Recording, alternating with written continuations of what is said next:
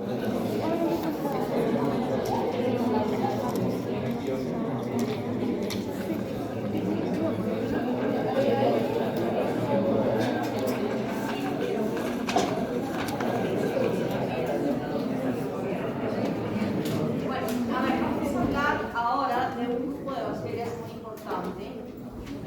se llaman bacterias toxigénicas, que ocasionan cuadros importantes y graves que están relacionadas a la presencia de una toxina que esta bacteria elabora. Primero estudiamos en la familia Vibrio-Naceae, que incluye a esta bacteria, el Vibrio cholera, responsable de la producción de una epidemia en el Perú en 1991. Una epidemia bastante grave y dentro de todas las ciudades del Perú, pues de Lima, una de las más afectadas. La bacteria que la ocasionó fue el Vibrio cholerae, y dentro de la clasificación de 0,1 existen dos, el O1 y el no O1, pero ahora ya está modificado incluso la denominación de este no O1 como O139 específicamente, ya no como que no, sino que hay. Aquí encontramos a los biotipos, el clásico y el TOR, el que se encontró, el que produjo la epidemia en el Perú, fue justamente el clásico, y los serotipos OGABA, INABA y Kojima. A lo largo del curso de la infección, hubo OGABA y también INABA, desde la clasificación que se pudo determinar las especies de esta bacteria. Existen otras especies que pueden, como por ejemplo el Vibrio parahemolyticus, una enfermedad diarreica similar, pero no de la magnitud que produce el Vibrio cholera, o Vulnificus y Alginolyticus, que producen infecciones de tejidos, diferentes a lo que se ha establecido en las infecciones intestinales. Nosotros solo vamos a estudiar el Vibrio. Vibrio morfológicamente es un Vibrio, se denomina a esta morfología que parece una coma. No es un bacilo recto, sino es como una coma, como estamos viendo aquí, el bacilo curvo, que tiene solo un flagelo polar. Sin embargo, este único flagelo polar hace que se mueva aún más que Salmonella typhi, que es un fenotipo que había puesto flagelos. Y si podría ser, porque yo estaba pensando, cuando nosotros hablamos de la potencia de un motor, nos medimos en caballos, ¿no? Como que el flagelo de este vibrio tuviera 1000 caballos por la potencia y la movilidad que tiene, y eso nos ayudó mucho con la epidemia de poder diagnosticar que si es que esta bacteria estaba presente, con la movilidad que ella tenía. Veíamos las heces en el campo y visualizamos cómo cruzaba raudamente todo el campo a una velocidad de que, como motos, que pasaban. Hemos visto en la orina las bacterias que se movían ahí en el sitio, que se movían, a pesar de que ya por el flagelos, sin embargo, en el agua se movía hasta como un movimiento browniano. El movimiento browniano es aquel movimiento que le da el agua a un barquito que está apagado y que el agua lo mueve, como que el barquito se estuviera moviendo independientemente. Ni siquiera ese tienen las bacterias por su movimiento. Esta bacteria así. Todavía dejaba en el agua de la diarrea, como una estela de bolitas. Bueno, eso nos ayudaba mucho a poder diferenciar si era una diarrea producida por esa bacteria o por otras bacterias para hacer los estudios siguientes. Es anaerobio facultativo y también es fermentador. Entonces, nuestra muestra de ese fresco ya nos ayudaba con esta imagen que les digo asociada al flagelo que posee la bacteria. Y el agarre de TCDS, tiosulfatos citratos alquiliares y sacarosa, como pH 8.6, permitía el crecimiento de esta bacteria que nosotros empleamos. El medio cultivo era de este color verde. Cuando cerramos, se observaba el crecimiento de estas colonias amarillas, brillantes, que incluso modificaban el mismo color del medio del cultivo. Era un medio selectivo que ayudaba ya a identificar las bacterias, pero también las cultivábamos en la raza cobre para poder a partir de ellas hacer las pruebas de diferenciación bioquímica, PSI y todo el de pruebas, que el Hospital General fue el hospital de referencia, el laboratorio, no solo laboratorio, también la hospitalización, fue el hospital de referencia para poder proteger a todos los pacientes infectados con esta bacteria. Entonces, como el laboratorio del Hospital General fue el centro de acopio de todas las muestras de Arequipa, se nos pudo abastecer de todos los medios de cultivo y de todas las pruebas para determinar si era el clásico, si era el toro, si era el nava, todas las pruebas las teníamos ahí para poder hacer el estudio correspondiente y toda la información que nosotros dábamos, ustedes la tienen en sus libros cuando se hace la referencia a la epidemia desarrollada en el Perú,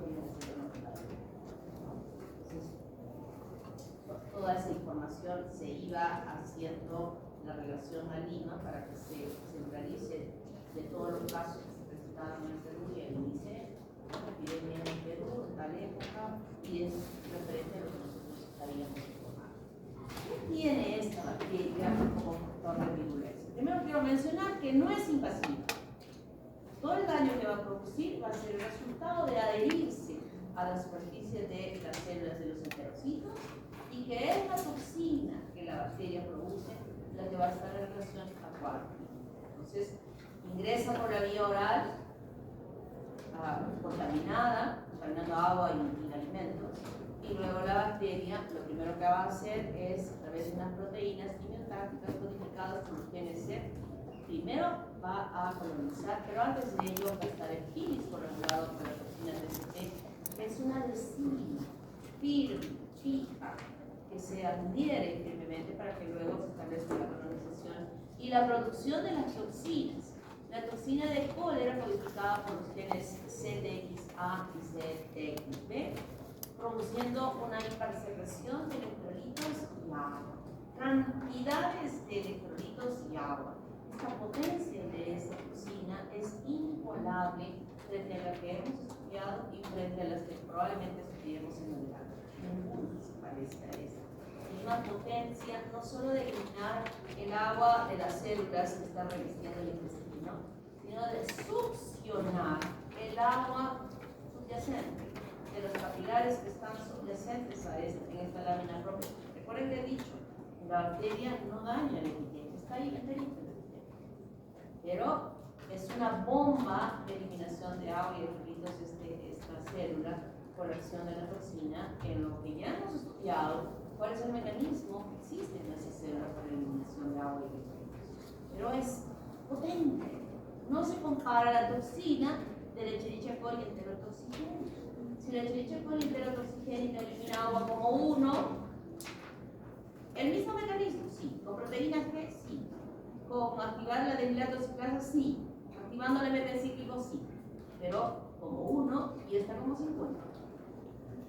Entonces, era abundante lo que se eliminaba, ¿no? Hay una enterotoxina accesoria codificada por el gen ACE que igualmente apoya en esta eliminación de agua y electrolitos, y la toxina de la célula oclusiva codificada por el gen SOR. Si nos remontamos a la histología, nosotros sabemos que las células estaban unidas, si esta es la luz, este es el enterocito que se va a unir, ¿no? Y viene otro enterocito y se va a unir. Y entre ellas hay uniones. Justamente esta, de la célula oclusiva. Y lo que hace esta toxina es separarlas y abrirse como caminos, como corredores, para que también por allí pueda salir líquido, agua, hacia la luz del intestino. La neuraminidasa es una enzima que aumenta los sitios de unión del gangliósido GM1 para el acoplamiento de la toxina. Este gangliósido se encuentra en la superficie de los enterocitos y va a facilitarse cuando la toxina producida por la bacteria se complete el receptor para que luego ingrese fácilmente al citoplasma de la célula. Entonces, nosotros tenemos aquí el enterocito, aquí está el gangliósido GM1, y la toxina tiene dos subunidades, B y A. Y la subunidad B tiene 5 polímeros, que justamente uno de estos engranajes es el que se acopla al GM1. Ingresa A1 y A2, pero lo importante no es A2 sino A1, el que igualmente va a llegar a la proteína G. ¿Qué hacía la proteína G? A ver,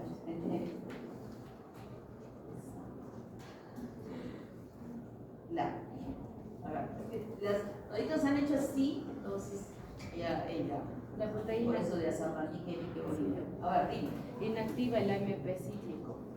La proteína G Inactiva al AMP cíclico. Sí. Por lo tanto, si se une la 1, la va a inactivar la proteína G y va a activar al AMP cíclico. Así es, ¿no? Su mecanismo de acción es justamente la acción, hacer de inactivar a la adenosiclasa. Pero cuando esta proteína G es inactivada por la toxina, entonces la adenosiclasa se activa y va a producir esta eliminación de agua y electrolitos de forma importante. Los desinfectantes 10 a la 8 vibrios que pueden, digamos, vencer a la acidez gástrica. Aunque, miren, cuando el inóculo es tan grande, no solo es que tiene diarrea, sino que empieza con un cuadro de vómitos increíblemente abundantes. Si ha habido una buena presencia de bacterias en ese nutriente o en el agua, entonces va a haber vómitos. Vence a esta acidez y se establece la bacteria y puede ya empezar el cuadro incluso con los vómitos. Entonces, en la manifestación clínica, tras un tiempo de incubación que depende del inóculo, también me acuerdo que la primera persona en Arequipa que tuvo este cuadro fue una persona de Víctor. Entonces llegaron a Víctor, era un señor que venía de Lima, y este señor llegaron a Lima, a Víctor, gente para estar, no sabían biólogos para estudiar, ¿no? Y fue, bueno, no gracioso, ¿no? Pero fue algo. Uno de los que había llegado era un biólogo que se había establecido ahí en Víctor para hacer el estudio epidemiológico. De pronto lo trasladaron a Arequipa con el cuadro de cólera. Entonces él que sabía que no podía comer nada, que no podía tomar, él decía: yo bebo agua así y bebo porque ¿qué es? O sea, ¿por qué se ha contaminado si tenía tantísimo cuidado? Era que él se lavaba la boca con agua que le traían en una jarrita y se lavaba, y cuando uno se lava la boca es joda, no se traga, ¿no? O sea, escupe, pero parece ser que había una cantidad pequeñita que iba quedando en la boca y que él se las tragaba, se tragaba. Entonces iba acumulando el número hasta alcanzar un número que le provocó el cuadro. Llegó acá, se lo atendió, y esa es la única explicación que pudo haber habido de que él, con todo el cuidado que tenía, se podía haber infectado. Pero a ver, que traigan el agua de allá, cuando estudiamos el agua de allá, efectivamente estaba infectada. O sea, en ese tiempo probablemente no había todo el mecanismo de seguridad tan bueno como el que hoy en día existe y la contaminación se puede dar. Las personas, como dije, si la cantidad es tan importante, puede haber vómitos. O sea, es tendencia la acidez y puede ya establecerse la bacteria y ocasionar vómitos y náusea. Y la diarrea, una diarrea abundante, que alguien podría haber empezado justamente la primera diarrea a la 1 de la mañana, va al baño abundantemente y toma agua. Y va al baño y abundantemente toma agua y toma un poco. O sea, el volumen de agua que pueda tomar no está en estas grandes cantidades de eliminación compensando lo que está eliminando. Llega como las 5 de la mañana al hospital en estadios tan o simplemente no toma agua. Que no toma agua en este estado. Deshidratación grave.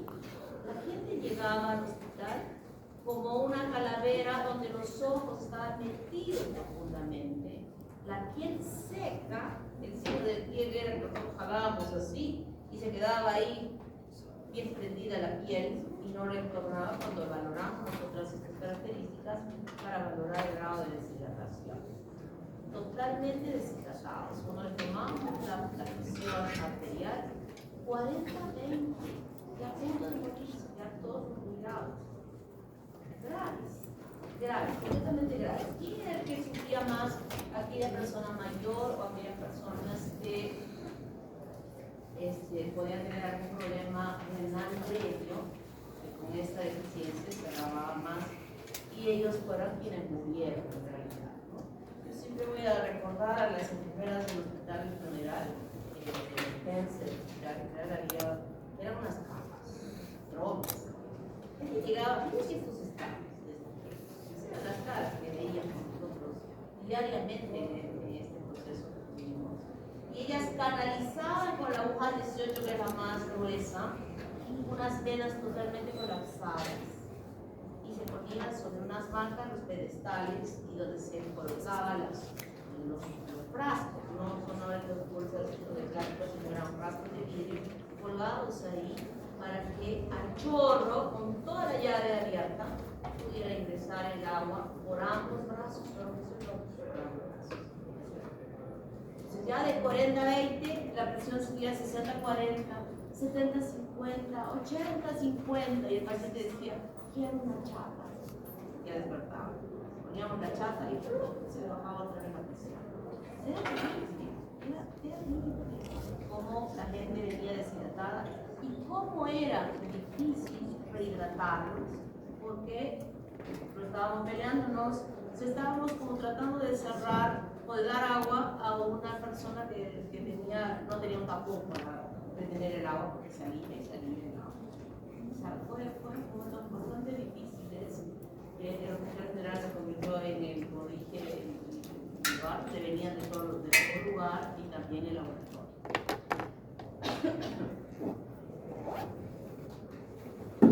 La epidemiología del cólera está asociada al consumo de agua y de alimentos contaminados. En aquel tiempo, las versiones que se decían era toda persona que se había contaminado decía, ¿qué comiste? Ceviche. Todo el mundo que decía que se había infectado había comido ceviche.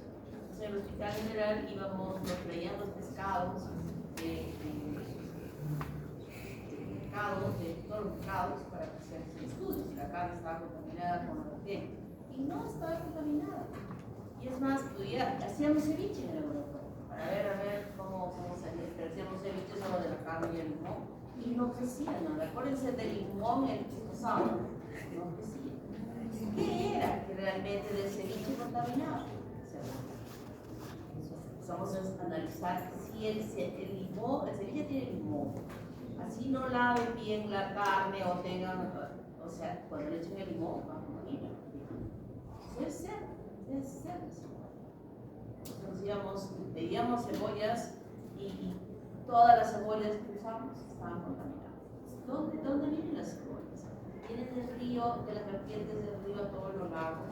Salimos a sacar agua, cogíamos agua. Yo ¿por qué les cuento esto? Porque en ese tiempo justo estaba ya haciendo la residencia de patología clínica. Entonces, cogíamos agua desde Caima estaba contaminada hasta abajo, contaminada. Y con esas aguas era que se irrigaban las plantas que nosotros consumimos en Radio Mar. Y nos encontramos en alguna de las vertientes con estas, me recuerdo bien, de la leche Gloria, los brombos de leche que alguna vez ustedes han visto, que la gente tenía sus vacas, y cuando pasamos los bromos estaban con agua para lavarse y llenar de leche y llevar a la leche Gloria. Y cuando sacamos agua de los bromos, que obviamente sacaron del río, llenos de está totalmente contaminadas, ¿no? Eso hizo que el doctor que estaba haciendo la residencia y el doctor el asistente, el doctor que ya daba entrevistas y indicaba que las aguas que estaban irrigando las plantaciones de toda la vertiente del río de las chacras estaban contaminadas. Y que se decía a la población que no consuma verduras crudas y que las hagan cocer. O sea, los que habían plantado lechugas pues fracasaron porque nadie comía lechugas. Nadie comía lechugas. Me acuerdo que me tocó mis vacaciones y me fui a Bolivia en vacaciones y Bolivia no estaba en este trance. ¿Y cómo se llama ese pueblito que es antes de ir allá? Que siempre viajan para ver a la Virgen. La Copacabana. Y hay una trucha frita y con una ensaladita y otros chocolates que ya había pasado 3 meses, ¿no? Y todavía estaba. Y cuando decía que tenía nadie de cólera ni nada, y no saben cómo disfruté de comer una lechuguita con la trucha frita después de tiempo. Entonces, y aquí nadie comía verduras crudas, sino todas eran verduras cocidas. La gente, a pesar de que nuestras aguas eran potables, se acostumbraba a beber agua de tía, digamos, donde bebían agua cruda. Entonces, toda esta información que se iba alcanzando de todos los estudios que se hacían, permitió que la gente entendiera cuál era el mecanismo de infección y empezó a aplicarlas bien y pudimos salir de la epidemia y ni siquiera quedó esa infección como una endemia. La superamos, como suele suceder en otros países como la India o el África, existe esta infección no solo como epidemia, sino ya como endemia en diversas ciudades. Esperemos que nunca más toque. Entonces la muestra, cuando se produce la diarrea, que he dicho, 40 cámaras diarias. Las primeras, con la coloración característica de una diarrea, pero las siguientes ya iban cambiando hasta convertirse en agua como lavado de arroz. Agua de lavado de arroz que iba eliminándose ya que no había nada, o sea, era solamente agua y agua y agua. Y estas eran las características de aquella gente que eliminaba tantos volúmenes de tantas veces. Y no estoy diciendo cuando digo volúmenes pequeñitos varias veces, no, litros de heces en una sola evacuación que llenaban la chapa. Esa señora que les decía, me acuerdo que era un marrón que le tomaron la función y le pusieron así, y en una sola evacuación casi llenó la chapa de heces y se le cayó otra vez la presión. Entonces, volúmenes grandes, un lavado intestinal que se traducía con estas características. Se usaba un medio de transporte, porque las muestras, como les dije, venían de diversos lugares. El medio de Halliday permitía el transporte de estas muestras de otras provincias para hacer el estudio. Cultivábamos en el laboratorio CDS, lo vamos a ver en la práctica, y teníamos todos estos reactivos que terminamos hasta decir el biotipo y dar esa información al INE. En algunas oportunidades, a veces a pesar que teníamos una muestra así como que las bacterias ya no estaban tan bien y las incluías en este agua de peptona alcalina como un medio de enriquecimiento y a partir de ellas entraba nuevamente el CDS para ver las características que tenía este crecimiento del espíritu. Entonces, estudiamos las heces y los vómitos, ya les dije al principio, esta gran movilidad que tiene esta bacteria, ya nos hacía un screening para decir, esta es, esta no es, ¿no? O sea, esa que se movía un montón, PCDS, y las otras en los medios habituales. La diferenciación bioquímica, la prueba de oxidasa positiva, la prueba de la era de la cuerda positiva, todo esto hacíamos en el laboratorio, todos los años, las tantas muestras que se tenían. Y en la prevención ya sabemos, ¿no? Ya sabemos. Les voy a contar como una anécdota para que ya se metan en su cabeza que cuánto de muestras tienen que enviar al hospital. ¿Cuánto era?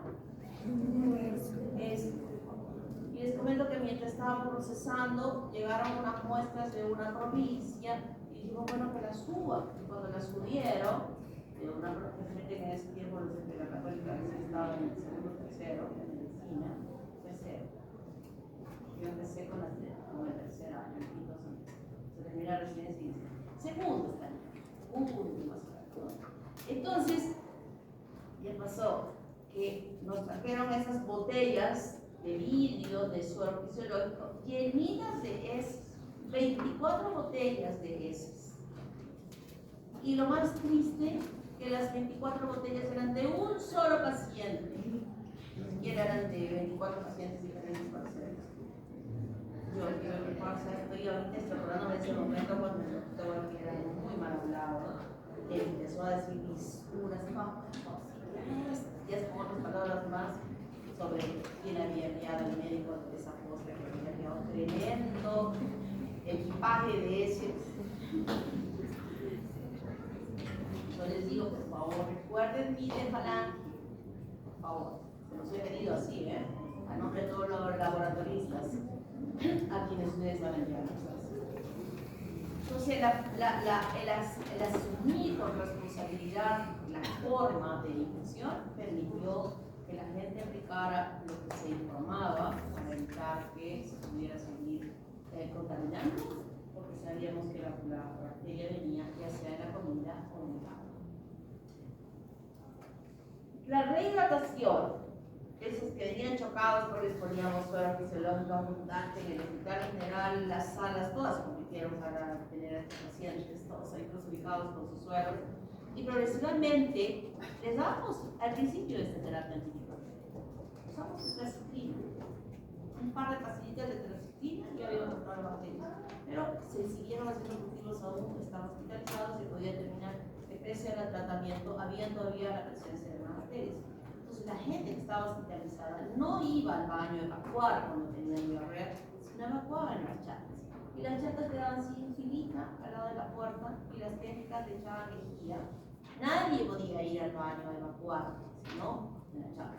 Se echaba la lejía, el cloro, y luego de estar 30 minutos con el cloro, recién las técnicas echaban las heces al baño, porque si no íbamos a seguir con el ciclo, eso nunca iba a parar si era la fuente de infección en el hospital donde llegaban todas las personas infectadas, ¿no? Entonces esta era un mecanismo, diríamos, importante de evitar que se siguiera transmitiendo. Y progresivamente las células con la toxina, en este epitelio de recambio de 3-4 días, iba modificándose. Mientras tanto, a pesar de recibir la terapia antimicrobiana, ellos seguían con... Ya se decía, ya menos suero, y ahora la hidratación oral. Hidratación oral, porque ya se quedaban solo con la hidratación oral, porque a veces la gente de pronto ya estaba un día sin deposición y al segundo día, otra vez. Entonces ya hidratándolo solamente. Y con este suero importante de las bolsitas salvadoras, que a veces se les agotaban, pero como ustedes ya saben cuál es la dosis, ya no van a tener problemas en su cuadro cuando se acabe su bolsita salvadora. Preguntas. Disculpa, doctora, ¿cuál sería la tasa de supervivencia? La tasa de supervivencia De la infección es alta cuando se hacen las medidas de rehidratación oportunas. ¿Quiénes murieron? Murieron muy poca gente en realidad, murió muy poca gente, eran ancianos o gente que tenía problemas renales que por la deshidratación se agravó y hicieron la insuficiencia renal aguda, que esas personas ya previamente afectadas ya no se les puede sacar. Pero felizmente que no es la tasa de mortalidad que hubo en el COVID, por si acaso. Esto pudo sacarse porque sabíamos de qué manera podíamos resolver el problema, que era hidratando. Bajísimo. Y yo recuerdo que habían fallecido en Arequipa, habrán sido pues 10 personas, no más. Y de estas, o sea, personas mayores con un antecedente de un problema renal. Ni siquiera los niños, no fallecieron los niños. No. Esas personas. Bueno, vamos a estudiar ahora a Clostridium. Clostridium es un género importante de bacterias que ya yo la he estado tomando como ejemplo en varias informaciones al principio de son bacilos gram positivos, móviles, anaerobios estrictos y algunos aerogenerantes, producen esporas, sabemos que son las esporas, están presentes aquí, flora microbiana normal del hombre y animales, y a partir de la eliminación de ellos, contaminando el suelo y las aguas residuales, de donde las personas pueden accidentalmente adquirir la infección de las esporas. Ya hemos visto que la espora es una estructura que es de reserva, de protección, y había dicho que cuando la espora encuentra un medio donde va a recibir todo lo bueno para su supervivencia, se quita su abrigo y se vuelve a hacer la vegetativa que empieza a multiplicarse, ¿verdad? Y eso es lo que pasa con estas bacterias. Producen, porque estamos hablando en general de todas, producen toxinas histotóxicas. Destruyen el tejido, los tejidos, en forma irreversible. ¿Qué hora tengo? 10:45.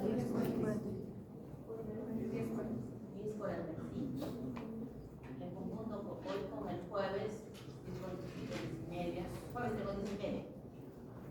Hoy día se queda.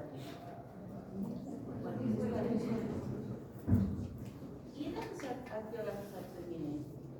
9:45. Está bien entonces. Heterotóxicas son algunas toxinas que específicamente específicamente van a actuar a ese nivel, dañando el revestimiento del tubo. Y neurotóxicas, porque son toxinas que van a actuar específicamente a nivel del sistema nervioso y específicamente en la unión neuromuscular que ustedes ya conocen. Entonces tenemos a los neurotóxicos. De estos neurotóxicos vamos a estudiar al detalle y a botulino.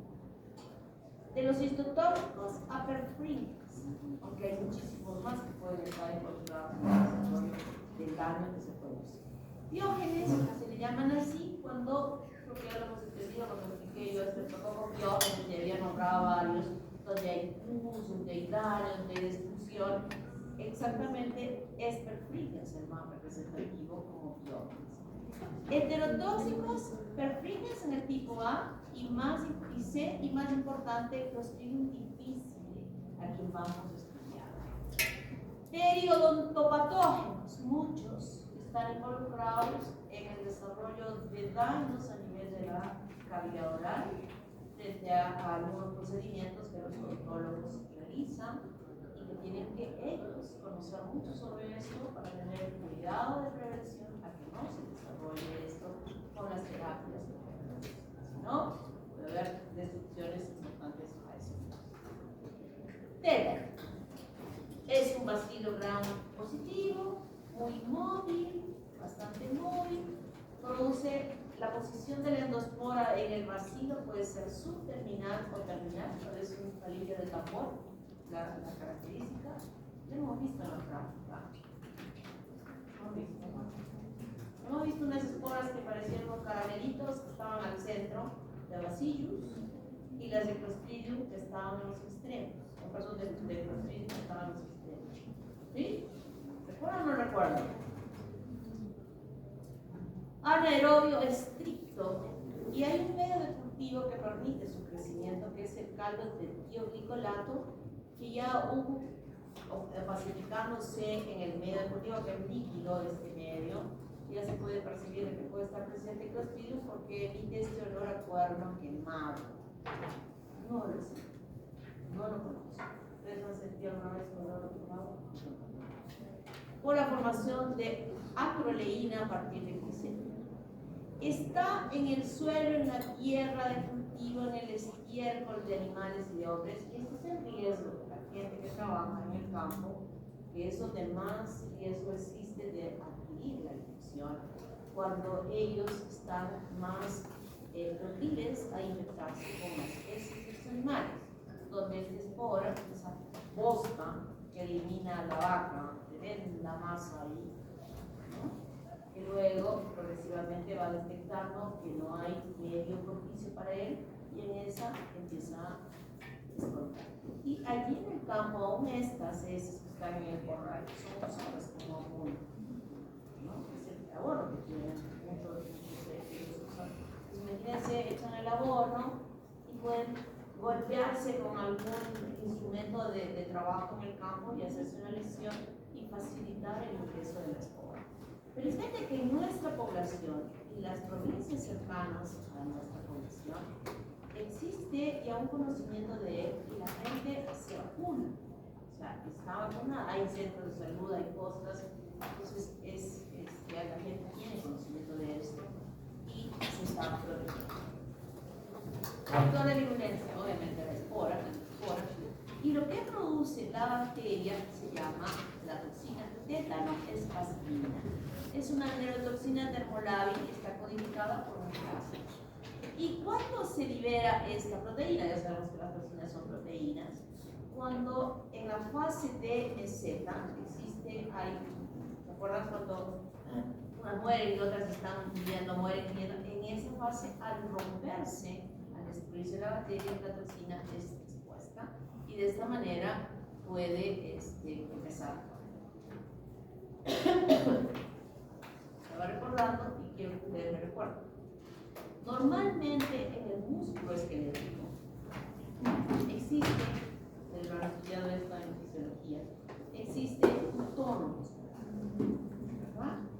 ¿Qué es el tono muscular? Parece. Es el equilibrio entre la contracción y la relajación. es que se refiere cuando uno es más joven, el tono es mejor. Cuando uno es mayor, el tono va disminuyendo, ya no está bien. Si yo me toco mi brazo, tampoco es que esté bien caliente, ¿no? Pero si yo le toco el brazo a Chise, seguro está así bien duro, es joven. Entonces, este juego importante es la regulación entre los neurotransmisores que actúan en la excitación y otros que actúan en la regulación. ¿Quién actúa en la excitación? Perdón. Acetilcolina. ¿Y en la relajación? GABA y glicina. Entonces, este juego entre ambas que permite que el tono muscular sea perfecto. Pero esta toxina, la tetanusmasmina, lo que hace es inhibir la liberación de GABA y de glicina para que haya este tono o sea, inhibir la acción de los que relajan y prevalece solo la presencia de acetilcolina. Entonces, como se va a producir una parálisis, lo que va a suceder es una parálisis espástica, una parálisis fija, porque no hay relajación. Y esa es la traducción clínica de ella. También hay una tetanolicina, pero lo más importante es la tetanusmasmina. Nosotros tenemos en esta imagen justamente la sinapsis excitatoria, donde va a estar presente muy bien la función de acetilcolina y también de GABA y glicina. Pero ¿qué sucede acá? Que no se libera GABA ni glicina y entonces el músculo queda en forma espástica sostenida. Y esta espasticidad se traduce en un tétanos, dependiendo y puede empezar localmente en el lugar donde se produjo la infección inicialmente, pero esta toxina llega a través de la sangre a todo el cuerpo. Y va a llegar a todas las uniones neuromusculares de todos los músculos esqueléticos del cuerpo. Y lo que va a provocar es una parálisis que se traduce con diferentes signos. El trismo es totalmente cerrada y que no puede abrir la boca. O sea, queda cerrada la boca. Polarización armónica, que haya agarrado la parálisis y que esté como sonriendo, y está ahí sonriendo permanentemente. Y no puede deglutir. O sea, hay babeo. La deglución empieza, o sea, es verdad que el esófago tiene 3 porciones que habíamos estudiado, pero la parte superior está paralizada. No puede deglutir. Sudoración, irritabilidad, opistótonos, que es una posición en arco que se da hacia atrás de toda la columna, hacia atrás firme. En el caso de los niños puede haber un tétanos neonatal. Cuando el instrumento que hemos empleado para acordar el ombligo puede estar contaminado con las esporas el niño puede desarrollar este tétanos neonatal que progresa inicialmente, puede ser a nivel de la pared abdominal, pero luego hacer ingresado.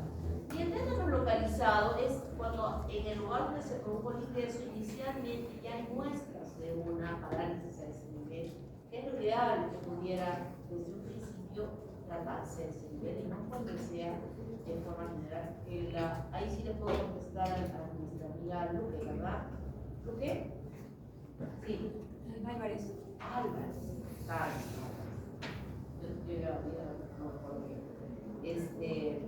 Que el pronóstico de supervivencia pues es porque se contraen los músculos respiratorios y ahí ya estamos dominados, se contraen las piernas, se contraen, pero cuando hablamos de músculos respiratorios intercostal y diafragma, ahí el problema ya es muy grave.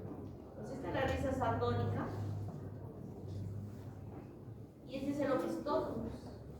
Entonces el paciente que tiene esto, cuando se hace el diagnóstico ya generalizado, tiene que estar en un ambiente totalmente aislado para evitar las estimulaciones del ruido, de luz, de tocar, etcétera, porque cada estimulación hace que se contraiga cada vez más y más y más mediante la respiración en los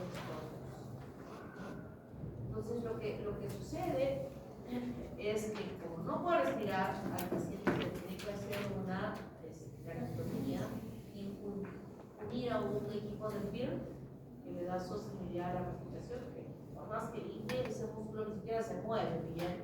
Y cuando hablamos de esta traqueostomía y que esté unido a un equipo de vida, el pronóstico se va haciendo más grave. Porque aquí, como el dispositivo, ¿qué le va a pasar a este paciente? Además, exactamente, no solo pseudomonas, sino de aquellos microorganismos intrahospitalarios que graban y que en realidad es la causa de muerte que lleva y que conduce a una persona. Entonces, el diagnóstico se basa en la presentación clínica, el antecedente de haber tenido alguna lesión en el campo.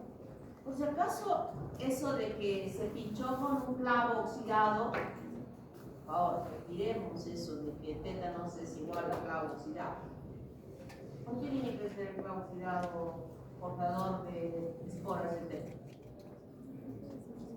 ¿Alguna vez alguien en el campo se pinchó, pisó un clavo oxidado? Pienso, en el campo, y le dio tétanos. O sea, quedó instaurado que todo clavo oxidado produce tétanos, ¿no? Pienso yo. ¿Ustedes creen que ese clavo que compramos en estas tiendas de Solimar tiene tétanos? ¿Por qué tendría que tener? Cuidado que me enfocan. ¿Por qué estoy diciendo esto? Porque en el caso clínico, se pinchó con un clavo oxidado.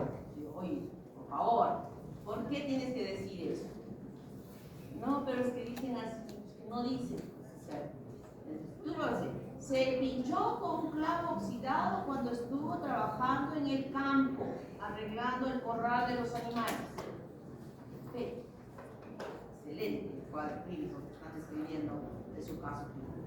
Pero que me diga que está clavando en su casa, que vive en La Molina, en Lima, en esas urbanizaciones super in. ¿Qué le va a dar tétanos? Ahí se le va a dar tétanos. Entonces, es importante la exposición, pero sabiendo dónde. Ausencia de inmunización. Vamos a preguntar, ¿me vacunaron? Ustedes pueden estar expuestos cuando vayan a sus serums a infectarse con un clavo oxidado. Bueno, no necesariamente clavo oxidado, pero puede ser. Sí. Entonces, ¿qué tienen que hacer? El centro médico de la universidad está ofreciendo vacunas contra el tétanos. Así que pueden ir. Les va a servir para su reforzamiento, para su viaje al serum escolar. Examen directo de la lesión, porque el lugar donde el produjo también va a haber como una herida con supresión purulenta y podemos hacer un cultivo de él. Y vamos a hacer cultivo de en cámaras especiales que ya había explicado. Para los anaerobios no es cualquier medio de cultivo ni un dispositivo, o sea, no es que yo agarre y siembro así, porque eso he dicho anaerobio estricto. Si yo no tengo el cuidado de cómo cultivar, esa bacteria no va a crecer. Y hacemos todos los estudios necesarios para hacer ese método. El tratamiento, dejamos al paciente sedado en una habitación oscura con relajantes musculares, agentes bloqueadores neuromusculares, se administra la globulina tetánica inmune humana. ¿Qué tendrá esta globulina tetánica? Anticuerpos para inhibir la acción de la toxina. Exactamente, ¿no? Anticuerpos para inhibir la acción de la toxina, si es que todavía nos viene con una lesión pequeña, pero cuando yo digo ya generalizada, es difícil. Igual tenemos que decir, se va a morir, no vamos a hacer nada. No podemos hacer eso. Nuestra función es, si nosotros dejamos a un paciente sin el la familia lo va a judicial. ¿Sabemos que se va a morir? Sí. Tenemos que hacer todo lo posible, que vean que estamos trabajando e intentando hacer algo. Los milagros existen, por si acaso. Ustedes tengan en medicina, cuando estén en medicina, dicen que las oraciones más sinceras, reales, se hacen en los hospitales. Ni siquiera cuando ustedes van a misa, están ahí pendientes a su celular para estar hablando. ¿Será real cuando están yendo a misa? ¿Ah? Muchísimo. Merecido. 10 minutos. Por favor. Debilidamiento de la herida, tratar de sacar todas las bacterias que estén ahí, porque la bacteria no es que esté viajando a otro lado, es la toxina la que está ocasionando el problema. Tenemos que limpiar bien la herida, matar a la bacteria para que no se siga sumando la producción de la toxina que pueda seguir abajo. La vacunación depende. Difteria, pertussis y tetanus. Y tienen para reforzar contra el tétanos aquí en el centro médico de la universidad, que ni siquiera tiene, debe haber un refuerzo cada 10 años. Cada 10 años. Clostridios que causan enfermedades en los humanos. Estamos viendo ya detalle, pero también van a ver todos estos, y solo vamos a estudiar difíciles, artritis, que difícil produce diarrea asociada al uso de terapias antimicrobianas para problemas infecciosos digestivos por otras bacterias. Por eso cuando yo digo, se autolimitan solas, es beneficioso, porque podríamos estar conduciendo a que los antimicrobianos maten a esa flora de protección. Ya, decidido. Al menos con los grupos, con las secciones y con los grupos que deben de hacer el estudio no de tuberculosis, sino de microbiota intestinal versus enfermedad. Ese es un trabajo de investigación formativa que tienen que hacer. ¿Ok? Ese va a ser su trabajo. Importantísimo. Perfringes, miren, gangrena. ¿Saben lo que significa gangrena, verdad? ¿Qué es gangrena? Muerte de tejido. Destrucción de tejido. Eso significa gangrena. Y esta bacteria produce eso. Vamos a estudiarlo. También Septicum produce gangrena. Botulinum, botulismo que vamos a estudiar. Y miren todos estos de aquí, gangrena gaseosa. ¿Por qué se llama gangrena gaseosa? Porque puede haber una gangrena seca. La gangrena seca se produce cuando ha fallado la irrigación sanguínea y ese tejido se necrosa por falta de irrigación. Pero cuando hablamos de gangrena y ese tejido por la falta de irrigación, es igual, se destruye. Vamos a tener que amputar si es que ha habido un cierre por una trombosis y un vaso importante que esté irrigando la pierna, por ejemplo, y se necrosó. Y tenemos que sacar esa pierna, ya no ha muerto esa pierna. Pero cuando hablamos de gangrena gaseosa, significa que en el metabolismo propio de la bacteria hay la producción de gas. Un gas que emite o que percibimos con crepitación. Pero hay gas y tenemos que eliminar. Y van a haber bacterias, ahora asociadas a este género, pero también hay otras bacterias anaerobias, no toxigénicas, que vamos a estudiar en un solo rubro en las próximas clases, que llamamos gangrena, no, o tejido necrótico o daño irreversible, no por bacterias toxigénicas, las anaerobias en general, comunes. Clostridium botulinum, ya